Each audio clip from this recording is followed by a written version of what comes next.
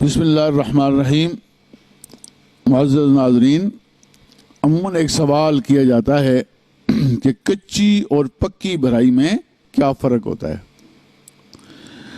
तो आपकी इत्ला के लिए अर्ज़ है कि जिस वक़्त भी किसी दांत के ऊपर केरीज, जिसे काला निशान कहते हैं, उर्फ़ आम में कीड़ा लगना कहते हैं, जब लगता है ना तो पहले वो बाहर की सतह पे लगता है।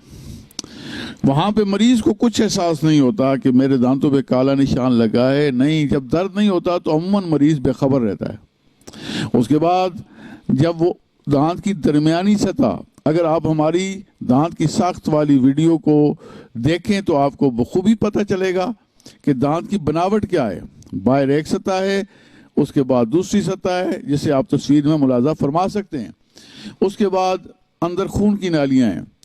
जब ये पूरी उसकी दांत की तबाही दांतों के अंदर खून की नालियों तक पहुंच जाए, फिर डॉक्टर के लिए एक मरहला होता है। फिर वो एक टेस्ट फिलिंग करते हैं, जिसे हम कहते हैं कच्ची भराई।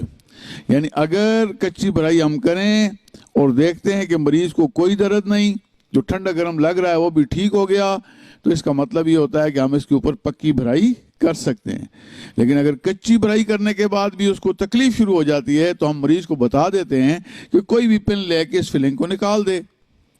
फिर हम दूसरे तरीकों के बारे में सोचते हैं ताकि दांत को बचाया जा सके। लेकिन अगर कच्ची में कोई दर्द नहीं हुआ तो फिर इसी के ऊपर हम पक्की भराई कर देते हैं। याद रखें, दांत अल्लाह करीम की एक बेहतरीन नेमत है, इसकी बहुत ज़्यादा कदर करें और ऐसा निशान लगते ही अपने डॉक्टर से रुजू करके उसकी भराई कराएं। बहुत बहुत शुक्रिया।